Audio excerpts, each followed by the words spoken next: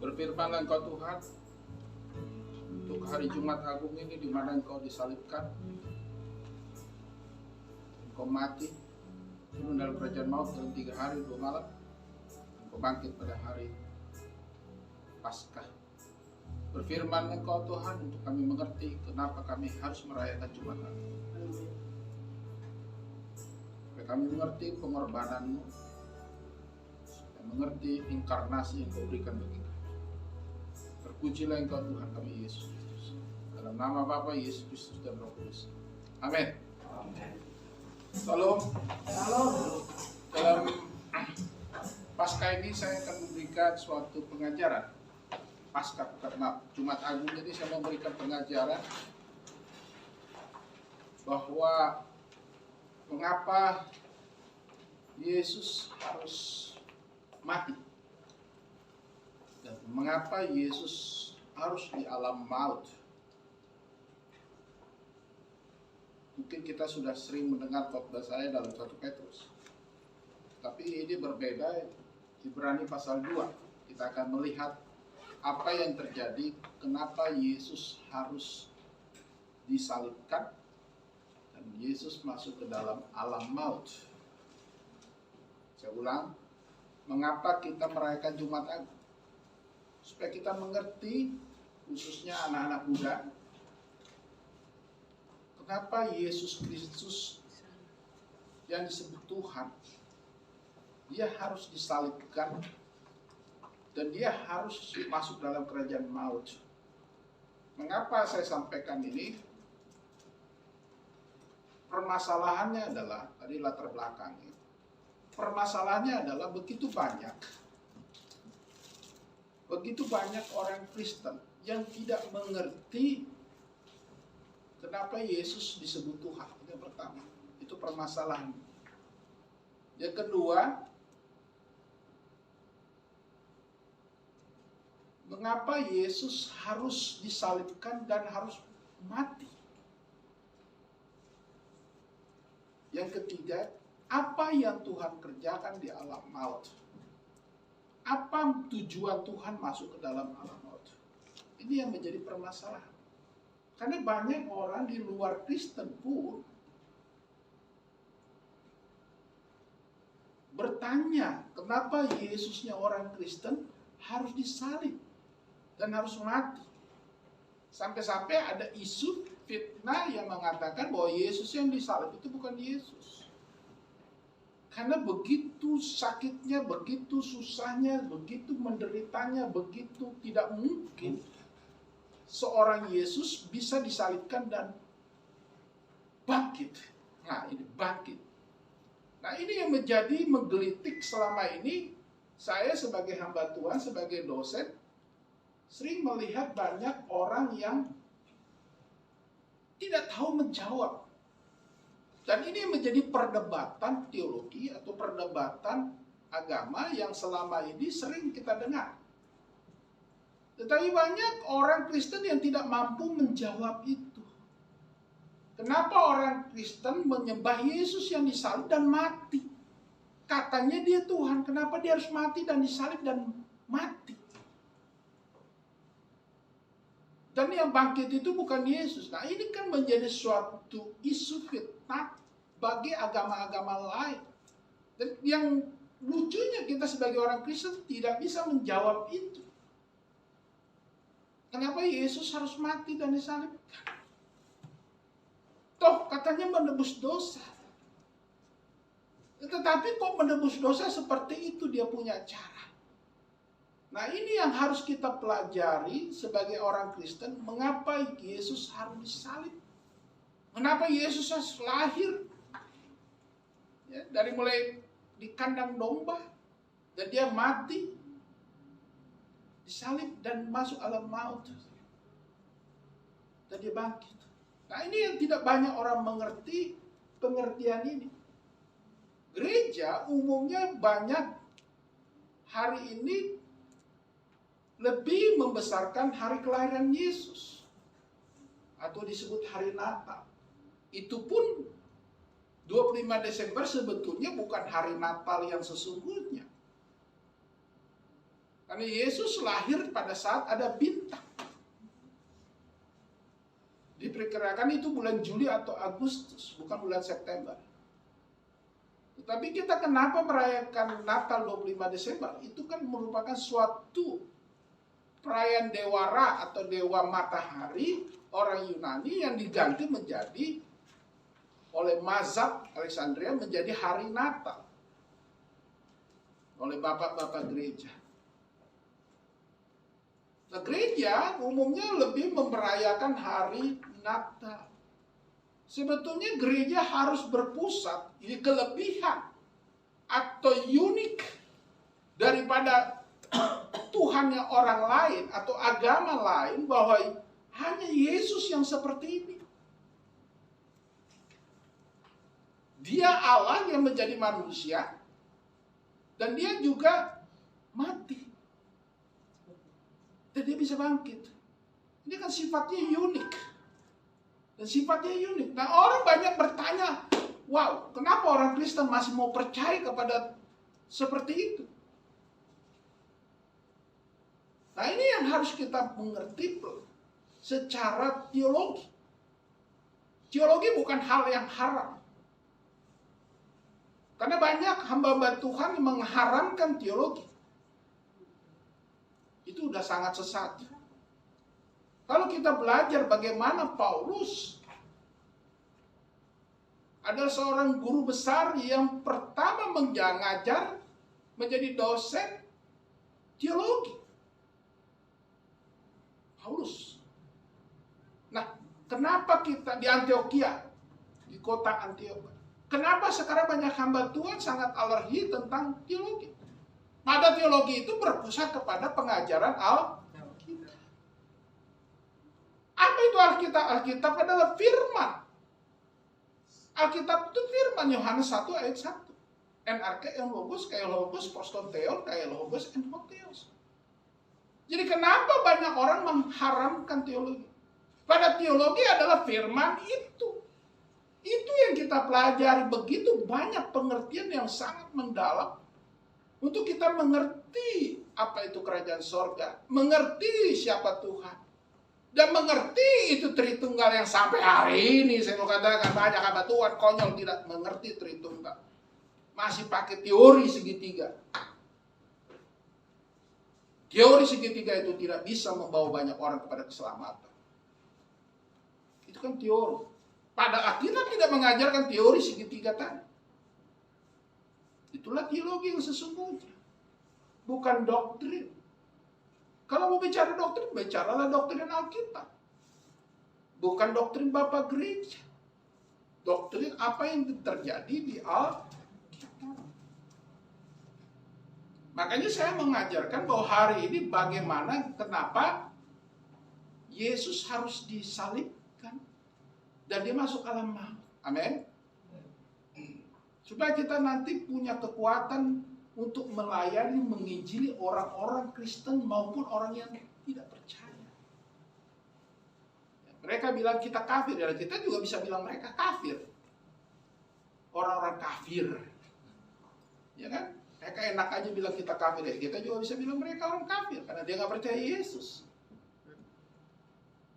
Ya. Oke. Mari kita lihat Ibrani 2 ayat 5 sampai ayatnya 18. Ibrani pasal 2 ayat 5 sampai 18.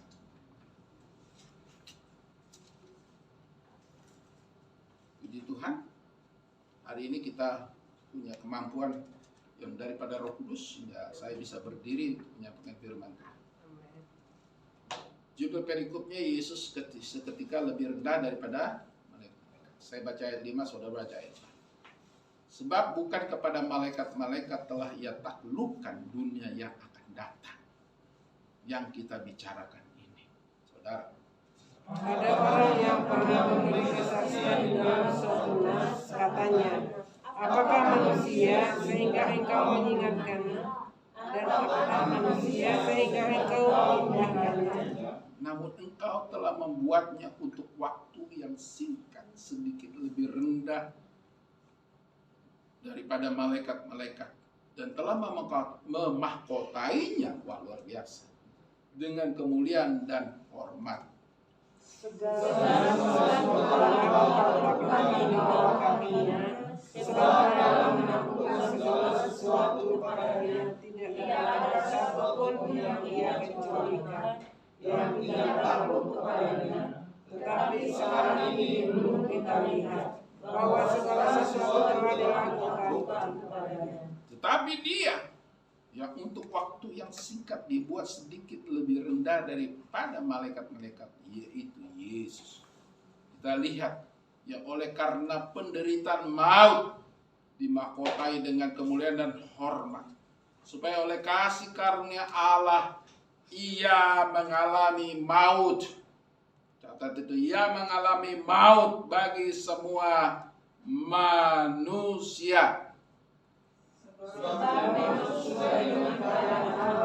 Yang baginya dan baginya segala sesuatu dijadikan, yaitu Allah yang membawa banyak orang kepada kemuliaan, juga menyempurnakan Yesus dan memimpin mereka kepada keselamatan dan dengan penderitaan. Sebab ia yang menguduskan dan mereka yang dikuduskan, mereka semua berasal dari satu. Itulah sebabnya ia tidak malu menyebut mereka saudara.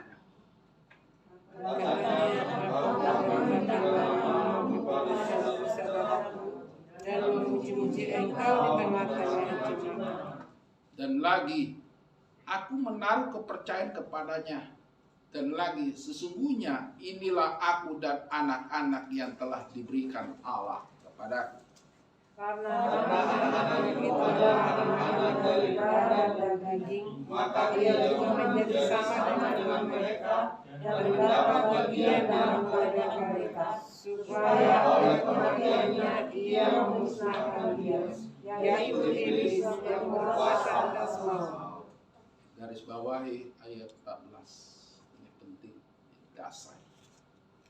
Dan supaya dengan jalan demikian ia membebaskan mereka yang seumur hidupnya berada dalam perhambaan oleh karena takutnya kepada maut. Garis bawahi ayat 15.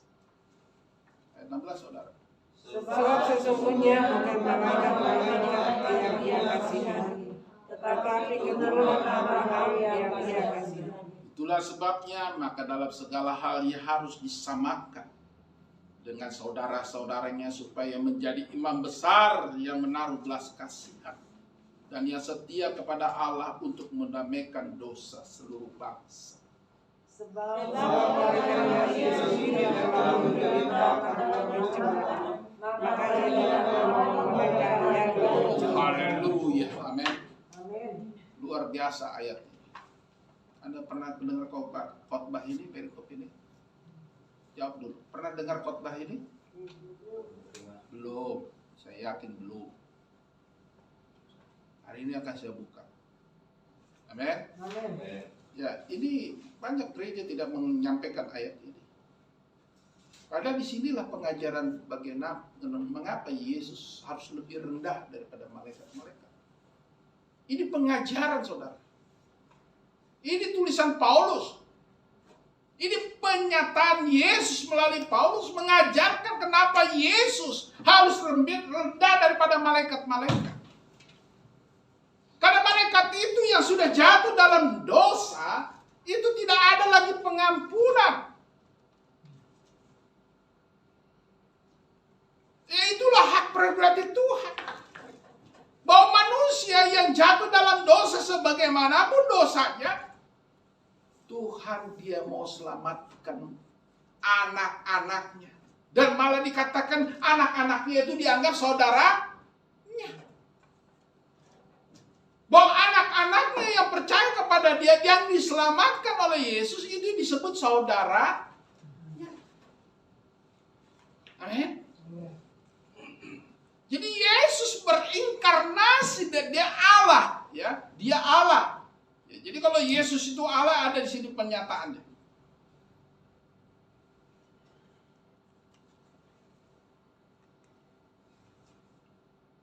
Di ayat berapa tadi? Oh ya, ayat 10. Sebab memang sesuai dengan keadaan Allah. yang baginya dan olehnya segala sesuatu dijadikan, yaitu Allah yang membawa banyak orang kepada kemuliaan. Oh, luar biasa, membawa banyak orang kepada kemuliaan. Jadi Yesus disalibkan, dia masuk ke dalam alam maut supaya kita menerima katakan amin. Amin. Juga menyempurnakan Yesus. Jadi dirinya disempurnakan sebagai keadaan sebagai manusia. Jadi kematian Yesus adalah bukan hal yang gampang. Kematian Yesus adalah bukan semua orang bisa mengalami dengan masuk alam maut dan bangkit. Jadi dia menyempurnakan Yesus. Allah sendiri di dalam Yesus sebagai keadaan sebagai manusia, dia sempurnakan keilahiannya. Katakan amin. Makanya Yesus orang Kristen itu sangat unik. Ini jawaban. Yang memimpin mereka. Nah, yang memimpin mereka kepada siapa? Kita dan saudara. Amin. Kepada siapa? Kepada keselamatan dengan penderitaan. Amin, amin. Jadi bukan karena amal ibadah, bukan perbuatan baik, tapi karena penderitaan Yesus yang disempurnakan sebagai manusianya, kemanusiaan dalam keilahiannya. Katakan amin.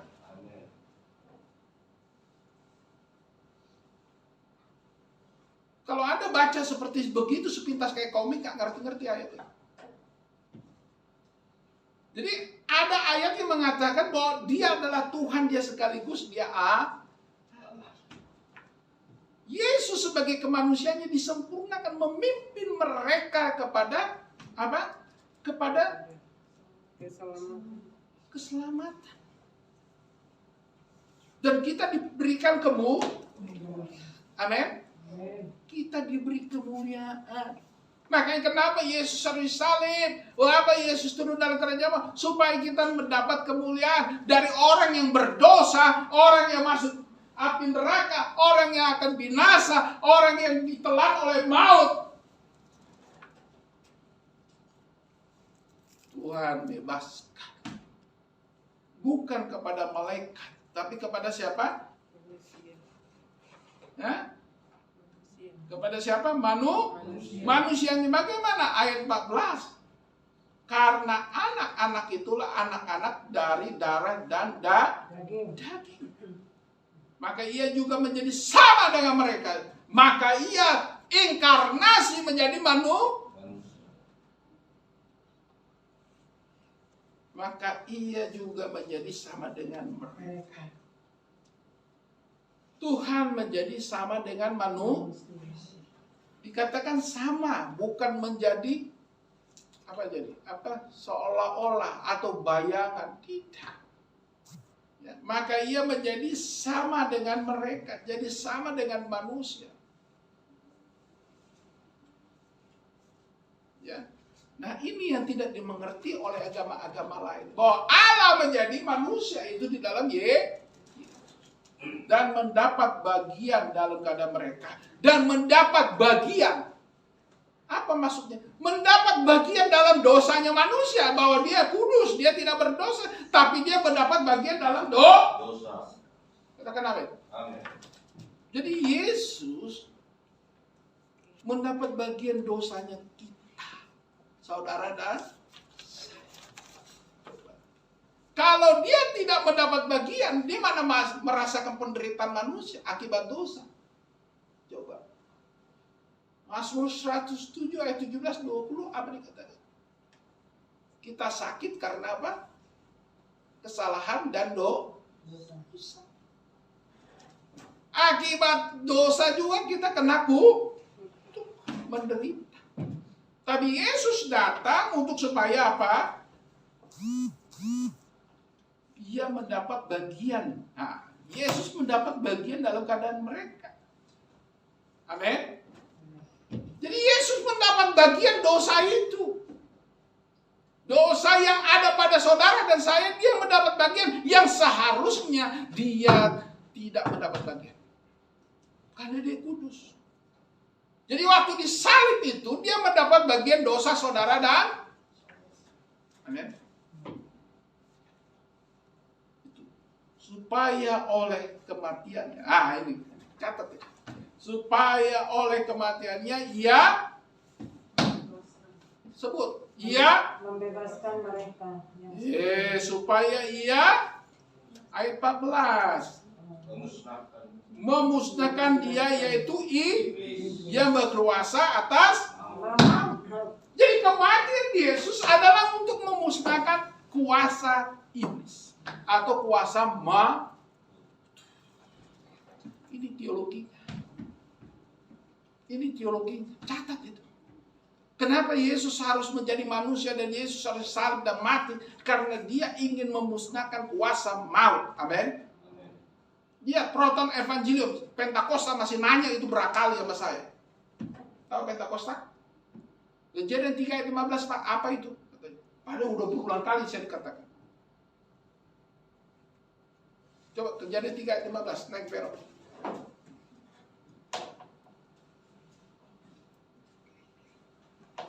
Coba. Kejadian 3 ayat 15. Oke, mari kita baca sama-sama. Yuk, 1, 2, yuk. Aku akan mengadakan permusuhan antara engkau dan perempuan itu, antara keturunanmu dan keturunannya. Keturunannya akan meremukkan kepalamu dan engkau akan meremukkan kulitnya.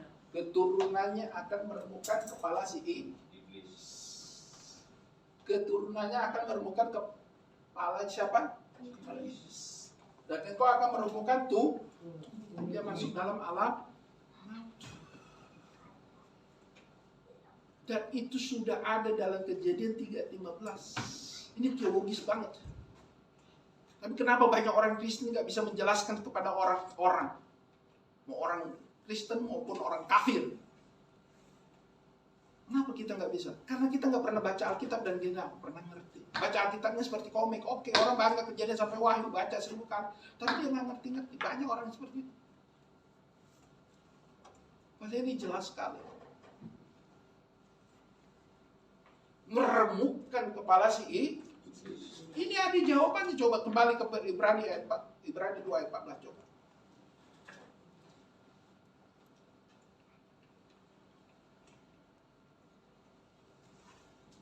Coba lihat Ibrani 2 ayat 14 apa dikatakan? Supaya oleh kematiannya ia memusnahkan dia, yaitu siapa? Iblis yang berkuasa atas meremukkan kepala. Arti kuasanya. Iblisnya belum mati, belum. Kapan nanti? Dalam kerajaan, sebelum kerajaan 1000 tahun. Sebelum kerajaan 1000 tahun. Tapi kuasanya bagi orang percaya, kuasanya bagi orang yang anak-anaknya, kuasanya yang disebut saudaranya, kita diberikan kemuliaan. Sehingga kita tidak mengalami alam dia meremukkan, dikatakan memusnahkan, yaitu iblis yang berkuasa atas maut. Amin. Amin. Saya tanya Bu Tambunan, pernah dengar khotbah ini enggak di gereja sebelumnya?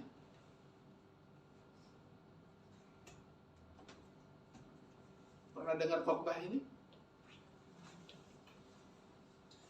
Bu Suryani, pernah dengar khotbah ini? Kok pada nggak jawab? Mulutnya sakit. Yang pernah dengar khotbah ini sebelumnya di gereja sebelumnya? Belum. 3 orang sampel menjawab belum. Apa fungsi gereja kalau begitu tidak menjelaskan? Pada Paskah Jumat Agung adalah hal yang terbesar dari seluruh perayaan orang Kristen. Amin. Dan bukan hanya orang Kristen, seluruh dunia, bangsa-bangsa. Kita lanjutkan.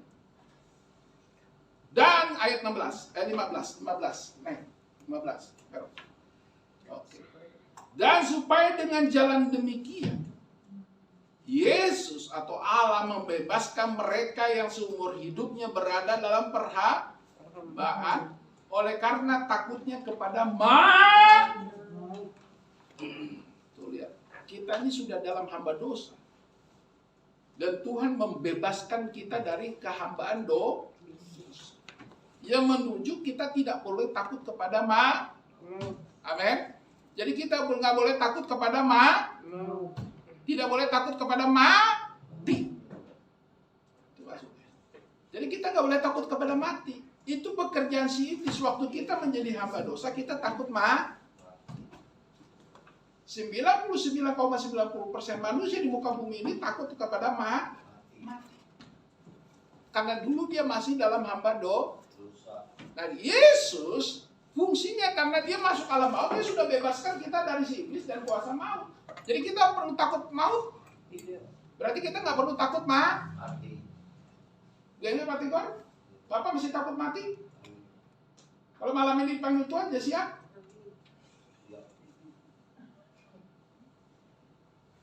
Aku kesenyum jawab, jelas. Pak Siregar kalau dipanggil Tuhan malam ini siap? Oke. Tuhan dengar. Sebetulnya manusia itu kedagingan kita yang takut mati. Tapi secara roh bahwa Tuhan sudah membebaskan dari kita dari perhambaan dosa. Jadi kita nggak perlu takut akan mati. Karena kita tidak akan melewati alam maut. Coba Yohanes 11 ayat 24-25 lihat. Ini ada ayatnya lagi. Sebanyak orang Kristen kok nggak ngerti-ngerti, ini perlu jawaban yang jelas.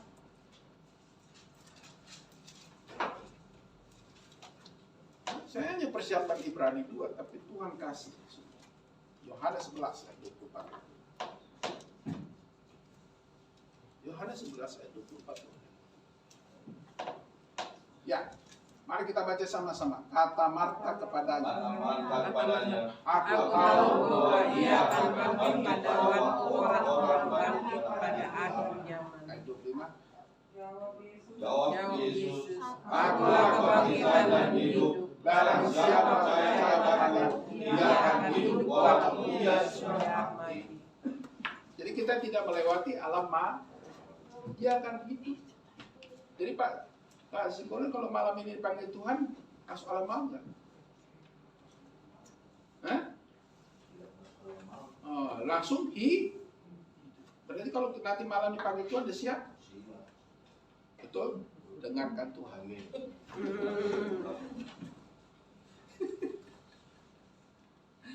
Banyak orang takut mati loh. Karena daging, karena dosa. Betul nggak? Karena dosa. Amin. Nah, manusia berdosa. Makanya tadi malam saya bilang Tuhan, tadinya saya bukan ini mau saya khotbahkan, saya sudah persiapkan yang lain. Dari Matius pasal 26 saya sudah siapkan. Tapi Tuhan bilang, no. Saya sudah siapkan. Tapi Tuhan bilang, no. Ibrani ayat 14 ini, kau sampaikan. Tuhan yang ngomong. Makanya saya bilang, kalau mau menyampaikan firman atau tujuan penyembahan harus puasa. Sekalipun kita berdosa, saya mau ingatkan kepada pelayan Tuhan di mimbar secara kudus. Mimbar yang kudus ini, sekalipun saya berdosa. Tapi saya minta dikudus. Karena ini mimbar milik Tuhan. Amin.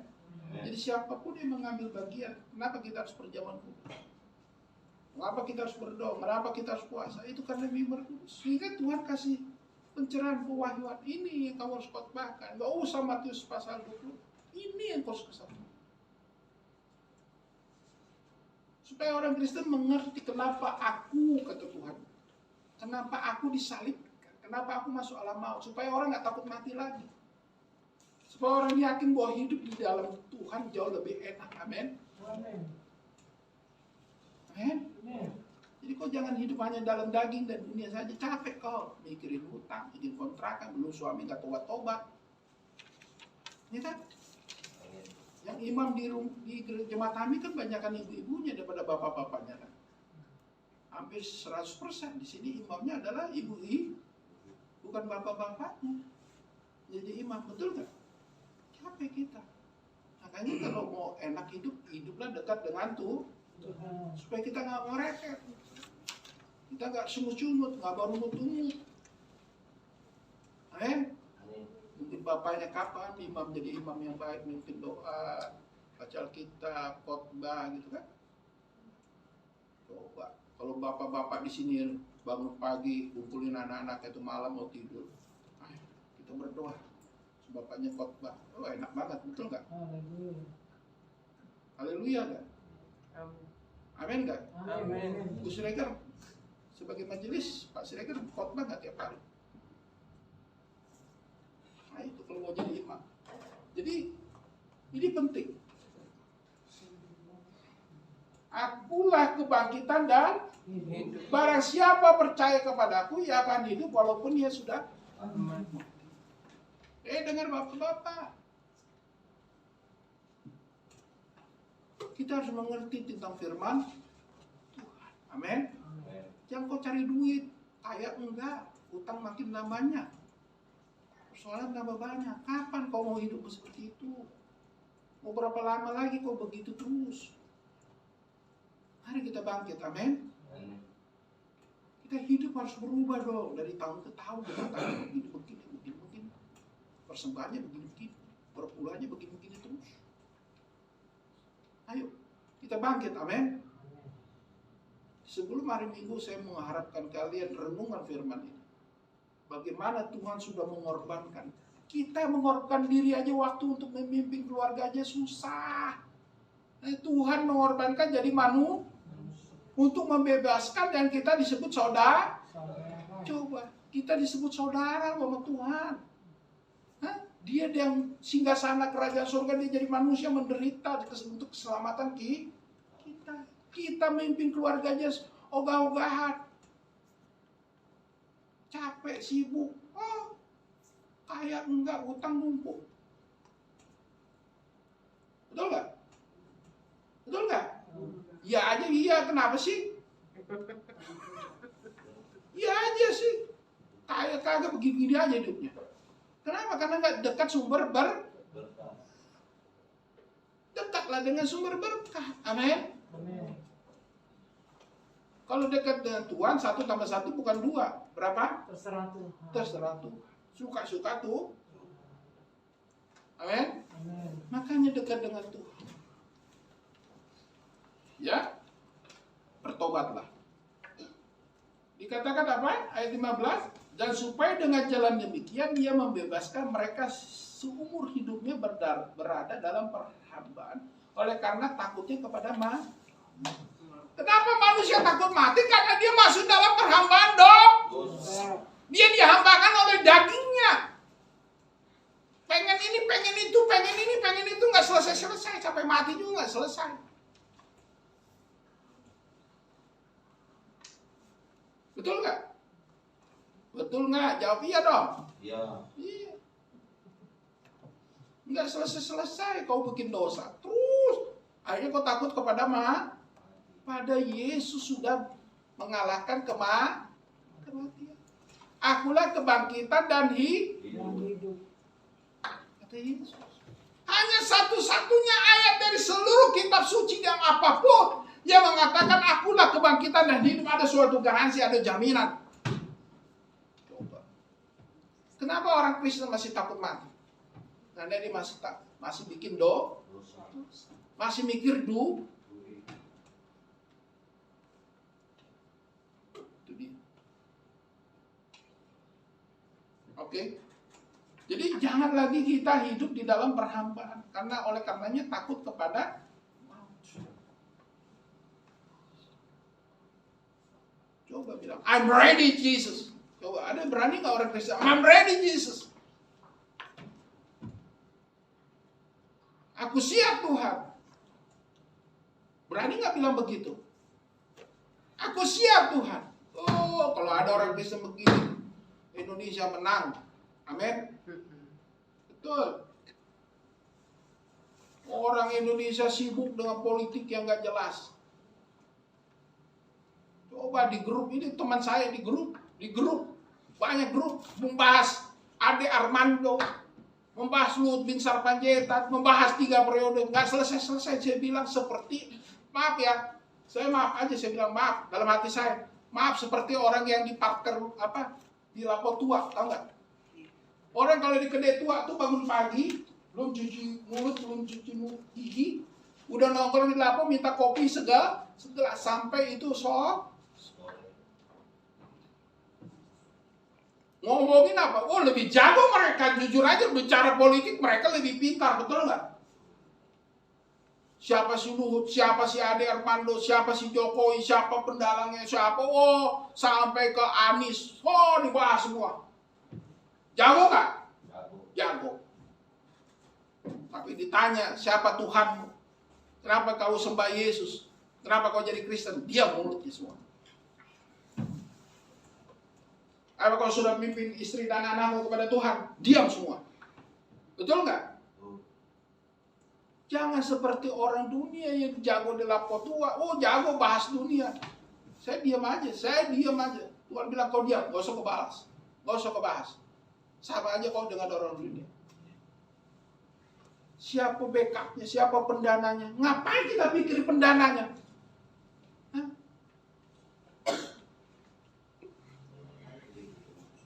Mau 3 periode, kayak mau 5 periode, itu urusan Tuhan yang berperkara. Kita hanya berdoa anak Tuhan, amin. Tapi kalau kau punya saluran, sampaikan ke DPR. Gak usah kau turun ke jalan, gak usah kau bikin di WA group. Capek saya baca WA group. Saya lewatin aja semua. Pembahasannya Ade Armando, Luhut lah. Siapa lagi? Keluarga saya, Masinton Lasaribu lah. Semua kan cari panggung. Gitu orang dunia seperti itu. Kita jangan lagi seperti orang dulu. Pimpin istri anakmu. Pimpin keluargamu. Sebagai gembala sidang, pimpin jemaatmu. Katakan amin. Ya Pak Tigor, pimpin istrimu. Pimpin anakmu. Michael semata wayang. Kalau nggak bisa kau pimpin lagi, udah keterlaluan. Amin. Karena banyak bapak-bapak yang nggak bisa memimpin istri anaknya. Banyak. Makanya yang masuk surga lebih banyak wanita atau pria? Wanita.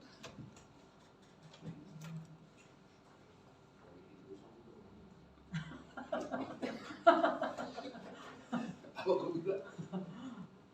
Yang bikin dosa siapa? Iya.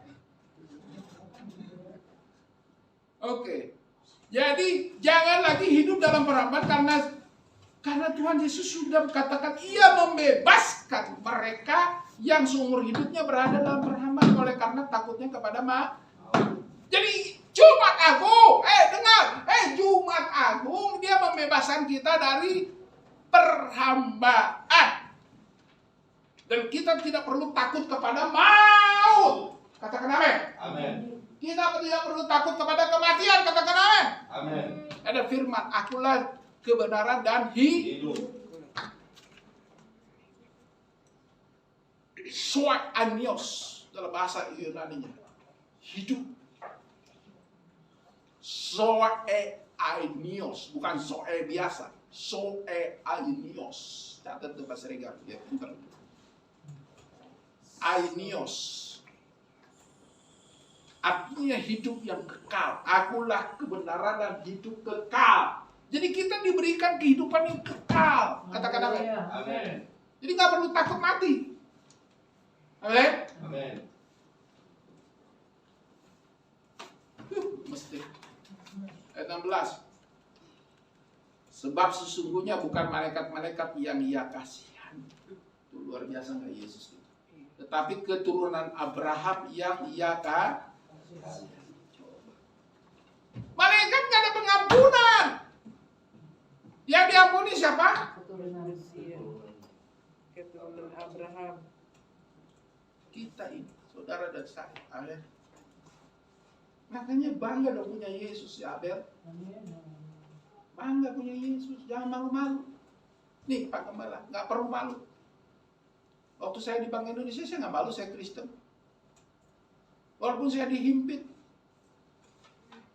walaupun saya didera, tapi saya percaya Yesus saya hidup. Amin. Nanti lu susah lu kalau nggak lebih mati lu nanti. Tapi saya nggak mati, nggak susah juga. Amin, amin. Amin.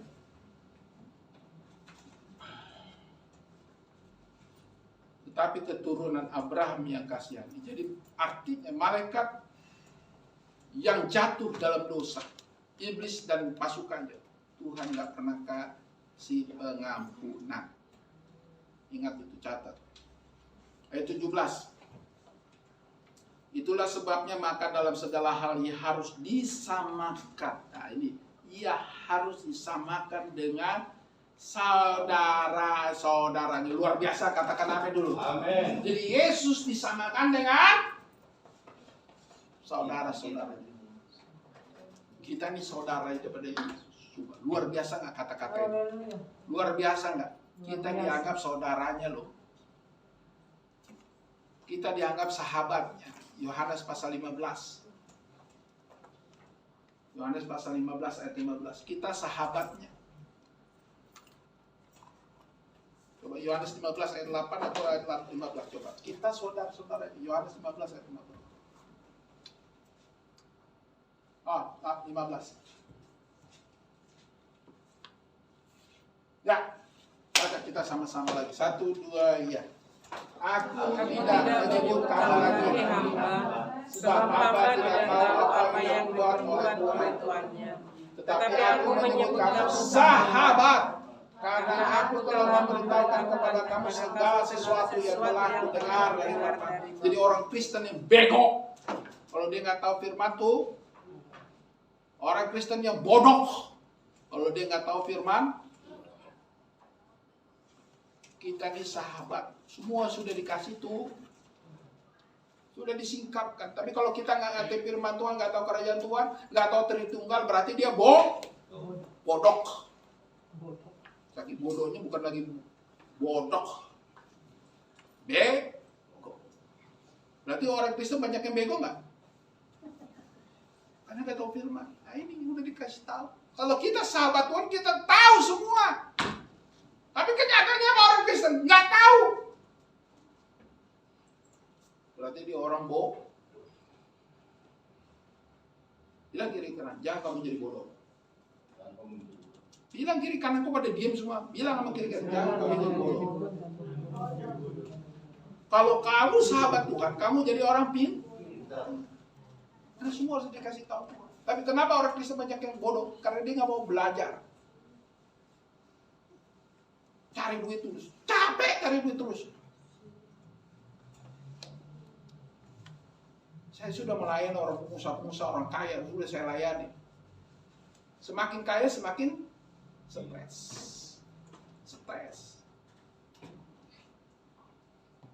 Ya, gue kasih tahu aja. Oke.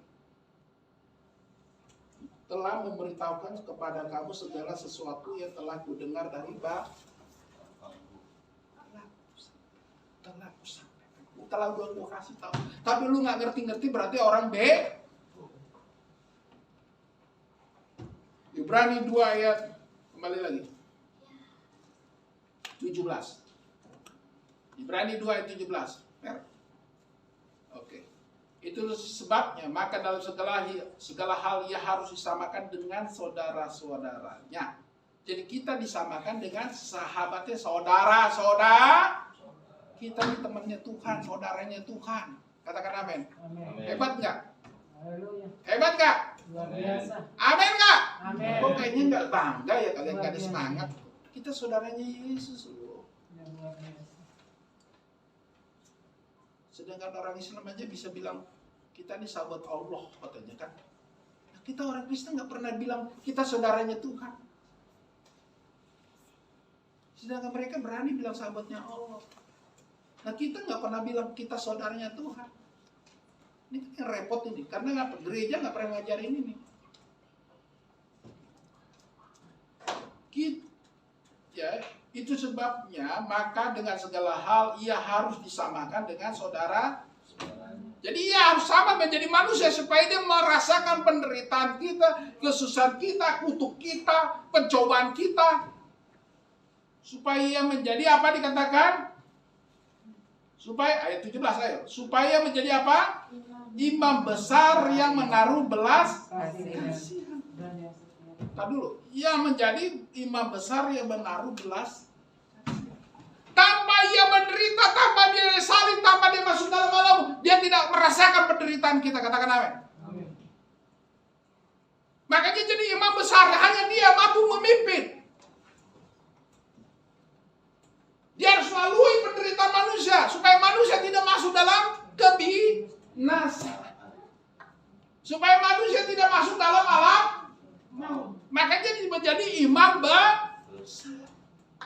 Garis bawah jadi imam besar. Nah kita nih imam Kecil.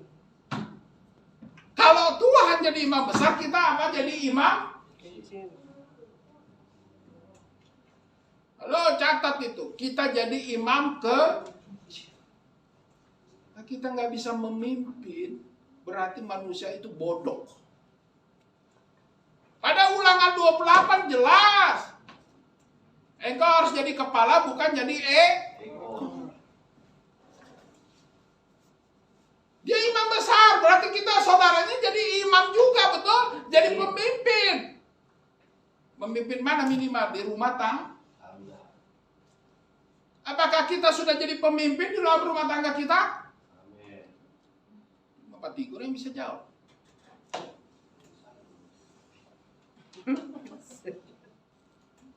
Kita harus jadi pemimpin. Orang Kristen harus jadi kepala, bukan jadi Kita bukan follower, kita trendsetter. Trendsetter, Pak, bukan center. Trendsetter. Bukan center, center.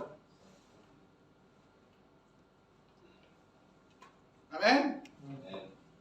Yang menaruh belas kasihan, yang setia kepada Allah untuk mendamaikan dosa seluruh bangsa. Luar biasa. Ini fungsi Yesus. Ini fungsi Yesus. Ia catat garis bawain anak-anak. Abel catat itu. Ia menaruh belas kasihan kepada kita yang dengan setia kepada Allah untuk mendamaikan dosa seluruh bangsa. Luar biasa enggak? Amin. Itulah fungsi Yesus. Makanya kalau ditanya nanti, kalau ditanya gurunya, ditanya teman-temannya, Yesus mati, Yesus lu mati. Jawab. Kenapa Yesus gua mati? Jawab, ini ada ayat. Dia harus melalui alam maut. Dia harus menderita, dia harus mati. Karena apa? Karena kematian kita yang ditebus. Itu jawab. Karena kita tidak akan mati, kita akan hidup. Amin. Makanya jadi orang Kristen nggak perlu lagi maaf aja deh. Budaya yang atau adat istiadat yang salah pada saat orang mati sampai di kakek saya sampai 7 hari 7 malam untuk apa? Ngabisin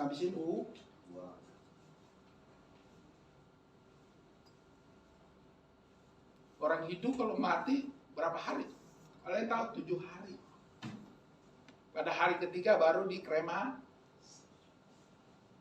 sampai nanti masuk. Terakhir itu hari ke-7. Puji Tuhan, kemarin saya menginjili tanpa saya sadari. Tanpa saya sadari, saya nggak ada niat menginjili, tapi Roh Kudus yang bicara lewat mulut saya. Kepada seorang Hindu. Saya berjalan, kebetulan kemarin saya pergi ke Revo. Tahu Revo kan? Pasti tahu dong ibu-ibu Revo kan? Ya kan? Kita pergi ke Revo. Bukan ke Jeko, bukan Pak, Revo. Kan situ semua orang India kan, di lantai 2 semua orang India. Dia bilang sama saya lagi khotbah. Nanti bilang Bapak Jokowi. Jadi saya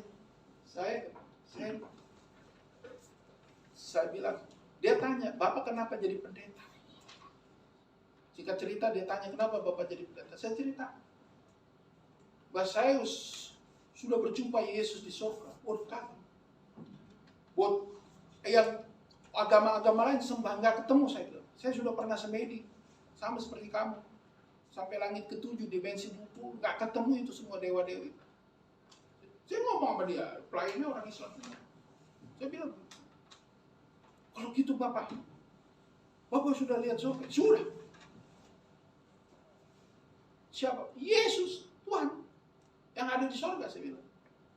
Nggak sadar saya menginjil. Oh jadi Bapak bisa ngeliat? Bisa. Oh tapi kurang ajar juga. Kalau begitu Bapak lihat di keliling toko ini. Ada apa Pak dari sudut-sudut? Wah dia nantang Tuhan, Tuhan. Ada sekeliling toko bilang, oh betulan memang ada makhluk halus. Bukan penglaris. Ada makhluk halus, ya biasa lah.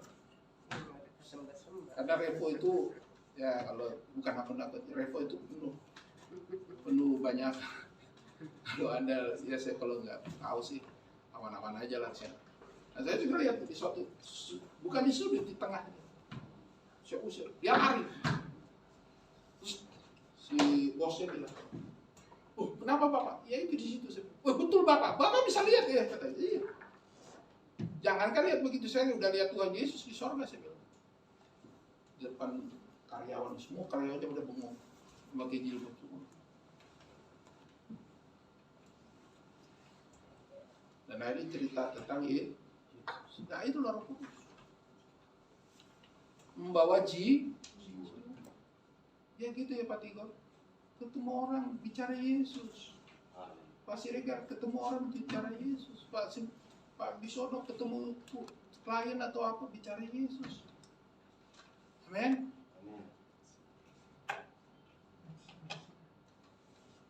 Ya bicara Yesus, jangan hanya bicara duit dulu. Habisnya manusia memang perlu uang, tapi bukan jangan dikuasai oleh uang. Amin. Ia mendamaikan dosa kepada seluruh bangsa. Coba luar biasa. Yesus mati untuk mendamaikan dosa kepada seluruh bangsa. Amin. Itulah tujuannya. Kenapa dia harus salib? Dia harus masuk dalam maut supaya dosa itu habis. Jadi dosa itu tidak berkuasa kepada orang yang disebut saudara-saudaranya. Jadi ajak mereka untuk menjadi saudaranya Tuhan. Amin. Ajak anak-anak kita jadi saudaranya Tuhan. Amin. Sebetulnya mereka keturunan Abraham. Banyak dari mereka yang menjadi pengikut dan jauh saudaranya Tuhan. Banyak. Termasuk yang di Amerika sekarang kan. Yang pernah datang ke rumah saya 2 kali. Saifuddin Ibrahim. Amin. Ayat 18. Sebab karena oleh ia sendiri telah menderita karena maka ia dapat menolong mereka yang dicobai. Jadi kalau kita dicobai, kita pasti bilang sama Tuhan. 1 Korintus pasal 13. Apa yang katakan? Pencobaan itu tidak lebih dari melebihi kekuatan. Makanya minta sama Tuhan. Lu punya hutang, lu punya penderitaan, lu punya sakit seperti saya kemarin. Datanglah kepada Tuhan. Bukan kepada hantu. Datang kepada Tuhan. Amin. Sakit datang kepada siapa? Tuhan. Lu gak punya uang, datang kepada siapa? Tuhan. Tapi kenyataannya datang kepada siapa? Hantu. Manusia. Datang kepada manusia, Pak. Belum hantu. Datang. Pinjam HP-mu. Bagi dong HP-mu. Sekali 2 kali dikasih, ketiga kali. Ya, ini orang jadi tukang minta. Datang kepada siapa? Tuhan. Amin. Suami nggak tobat, datang kepada siapa? Tuhan. Tuhan.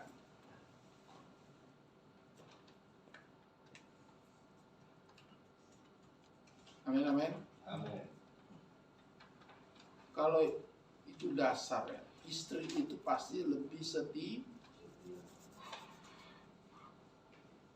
Coba lihat aja kita. Apakah istri punya suami 2 atau 3? Ada nggak ditertulis? Ada paling Yohanes itu kan? Dalam Yohanes 4. Perempuan sama punya suami hanya itu doang. Tapi yang pernah lihat sejarah-sejarah, siapa yang punya istri lebih dari 1? Banyak nggak? Tapi kalau ada istri lebih punya 1 suami, ada nggak di Alkitab? Hanya di dalam Yohanes 4, yaitu perempuan sama. Amin, amin. Jadi bapak-bapak kita harus banyak, termasuk saya. Terus diuji kesetiaan. Karena di luar sana banyak gadis-gadis dan janda-janda. Ada lagunya, apa kau masih gadis atau janda? Dijawab perempuan, gua belum kawin.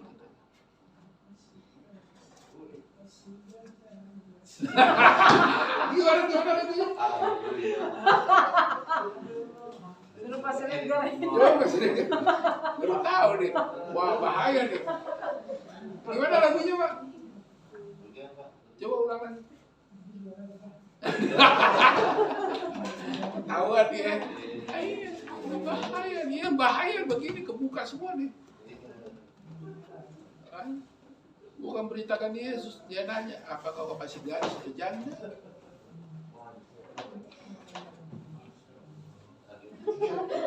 Terus ada lagi di TikTok, ku tunggu jandamu katanya.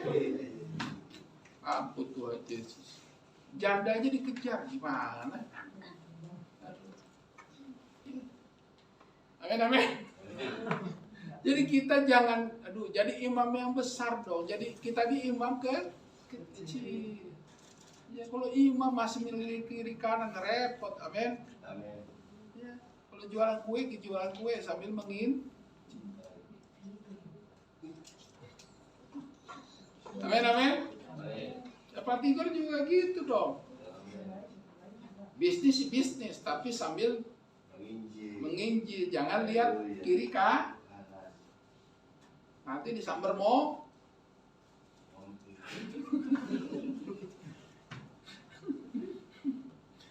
Ya, sebab oleh karena ia sendiri telah menderita. Jadi sudah menderita. Jangan kita mau lagi menderita. Blow on banget kalau kita menderita. Tuhan Yesus sudah Jumat Agung. Dia sudah menderita. Kok kita masih mau menderita? Itu berarti kebodohan siapa? Orang kita sendiri. Karena pencobaan. Ya sudah. Makanya Yesus kasih jaminan. Maka ia dapat menolong. Catat. Maka ia dapat menolong mereka yang dicobai. Dia dapat menolong mereka yang dicobai. Halo, catat itu. Jangan bego, jangan bodoh. Jadi kalau kita ada persoalan yang kita dicobai atau kita yang mencobai sendiri, kita datang kepada siapa? Tuhan. Itu fungsinya kenapa dia harus menderita. Supaya kita yang dicobai dibebaskan dari pencobaan. Tapi manusia nggak mau bebas dari pencobaan. Mau dicobai terus, mau dicobai. Itu berarti orang bohong. Udah tahu lubang itu, datang lagi ke lubang itu, datang lagi ke lubang itu, datang lagi ke lubang itu. Oh, blow on banget.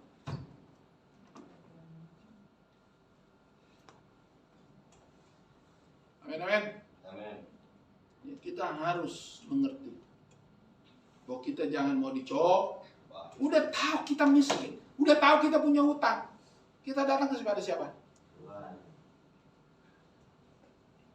Terus bilang, Tuhan, bebaskan dari pencobaan. Tuhan bilang, kau dekat kepada ini, dekat kepada Tuhan enggak? Baca firman enggak? Berdoa enggak? Nyembah enggak? Muji Tuhan enggak? Mimpin keluarga enggak? Gimana mau dapat berkat? Dalam Petrus dikatakan, saya lupa ayatnya, ada tuh ayat 1-7.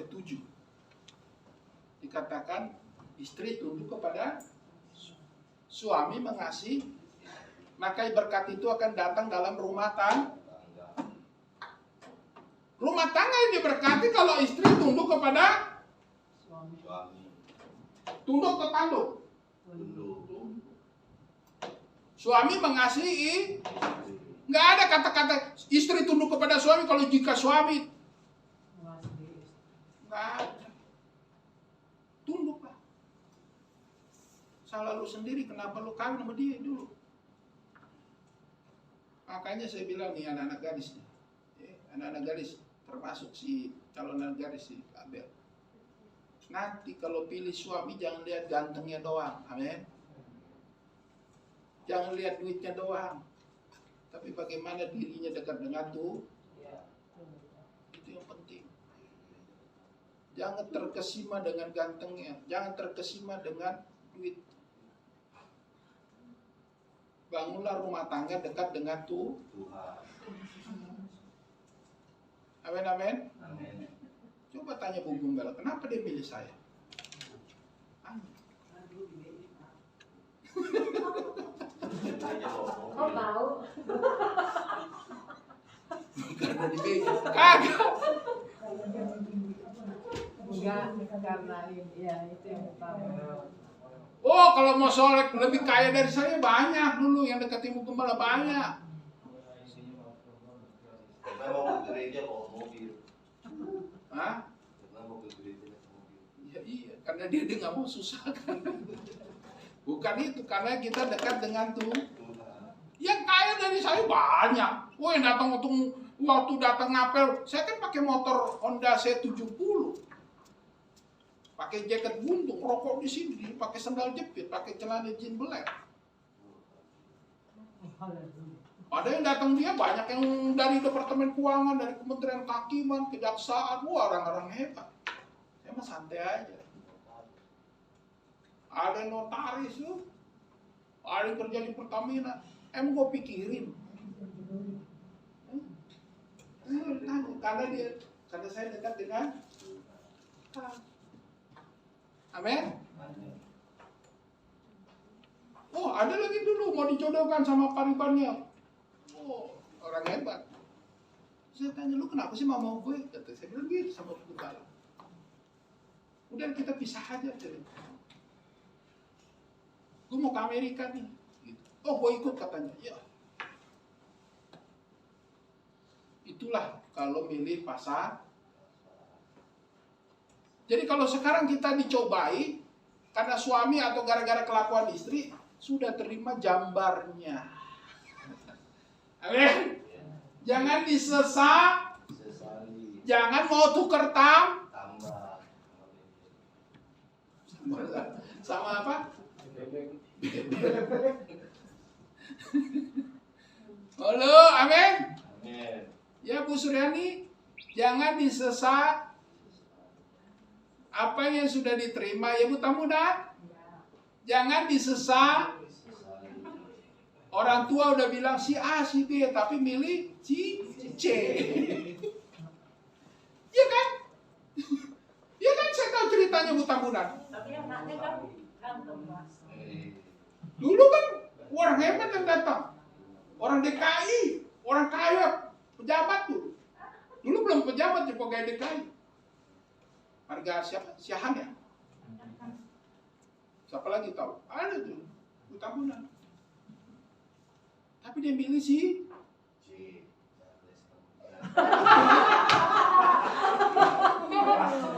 Pas banget ya. jangan disesali, betul nggak? Jangan disesali. Terima jambarnya, lu kan yang pilih, ya kan? Ngotot. Padahal bapaknya sudah ngeliat di atas 12. Weh, ngapain kau di situ? Tapi namanya dasarnya Cinta. cinta Bu. Buta. Love is blind. Bukan dipaksakan, suka banget sih. Oh, suka banget, love is blind. Tapi belum lama sudah. Kirain belum terlalu besar. Belum terlambat untuk tukar tambah ya. Ya, belum terlambat untuk jangan sesal. Amin. Ya begitu juga Bu Surani ya. Jangan disesali kawin dengan Bapak Bu. Betul nggak Bu Sregat? Dulu tulangnya ngomong sama dia apa? Oh, begini, tapi milih Budi Supriyanto yang tidak jelas lahirnya di mana, kapan lahirnya, dan di mana kampungnya. Emang udah pernah lihat mertuanya, Bu? Belum kan? Coba, nekat jadi manusia. Kawin dengan manusia yang tidak punya tahu latar belakang. Botol listrik sih. Tapi jangan menyesal Ibu ya. Dia nggak bisa tuker tam. Jalani hidup. Amin. Ya anak-anak ya, jadi Tris, Perlin, ya Perlin ya khususnya ya. Ya jangan Bucin. jangan bucin. Love is. Amin. Amin. Mari kita benar-benar cari pasangan yang betul-betul hamba Tuhan. Amin. Ya, latihan. Jangan lihat cantiknya, jangan lentik matanya ya. Ya, jangan lihat lentik matanya.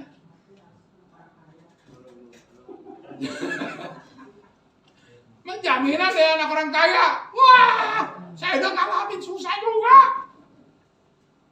Repot. Repot ngadepinnya anak orang kaya. Beradaptasi naik bajai, naik angkot itu beradaptasi.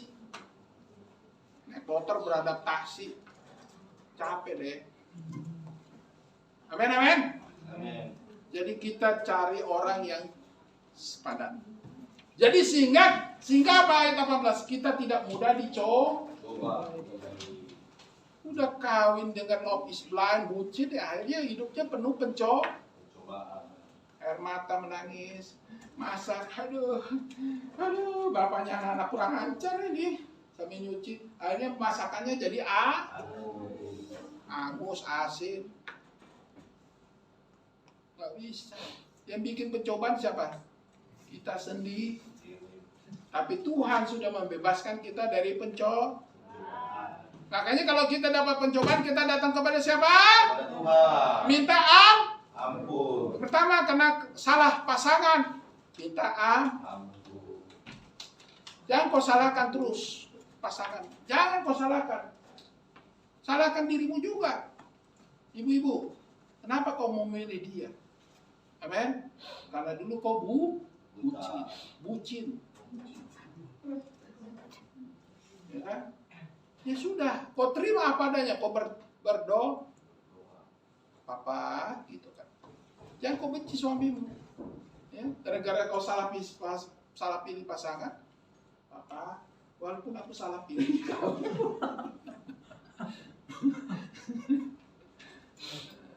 Dulu kan cinta, sekarang pernah saya ngomong Betambun, masih cinta nggak sama Petamburan? Udah tua kan. Nah kalau udah tua tetap gimana? Jangan aku meninggal. Gitu kan? Amin, amin. Kesimpulan. Jadi kenapa Yesus harus disalibkan? Kita sudah tahu jawabannya. Karena dia mau menyelamatkan manusia dari dosa. Dan dia masuk ke alam maut untuk mengalahkan kuasa si iblis. Jadi manusia tidak akan melewati maut. Jadi manusia tidak perlu takut akan maut. Mati. Berarti kita tidak perlu takut ada kematian. Itu fungsinya Tuhan ada di alam.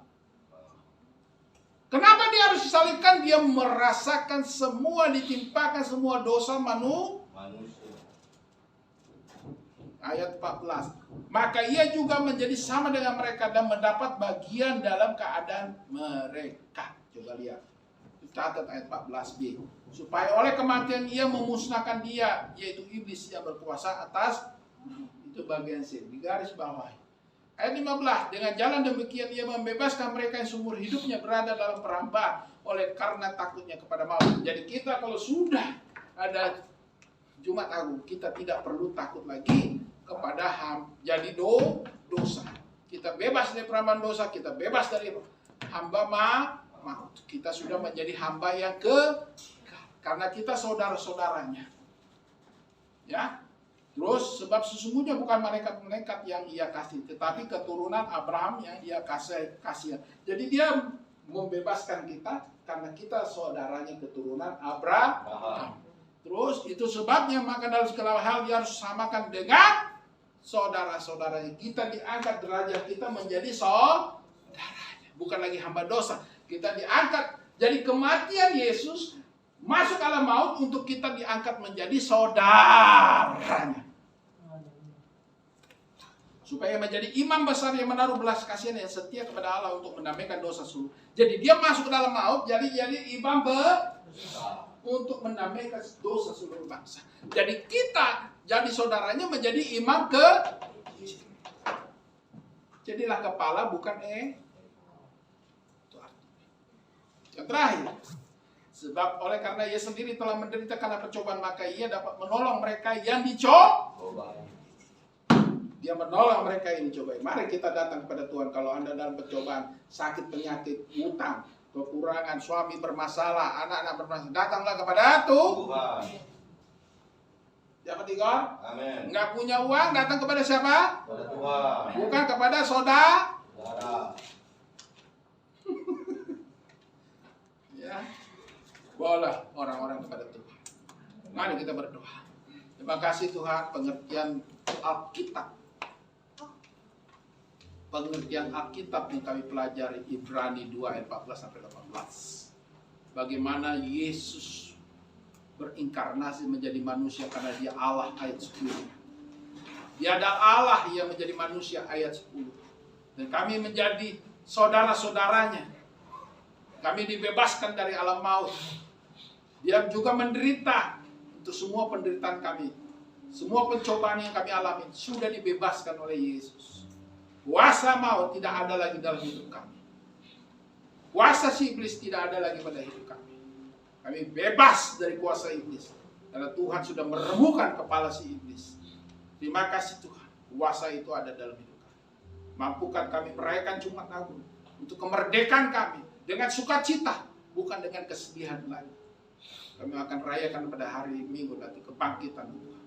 Membuktikan Kau adalah Allah yang hidup, bukan sekedar Tuhan, tapi Kau Allah dalam ayat 10 tadi. Engkau Allah yang sudah merencanakan. Kau datang ke dunia menjadi sama dengan kami. Terima kasih Tuhan. Inilah firman yang mengajarkan kami untuk kami bebas dari alam maut. Kami bebas dari pencobaan. Kami bebas dari perambahan dosa. Terima kasih Tuhan. Dalam nama Yesus kami telah berdoa mengucap syukur. Amin.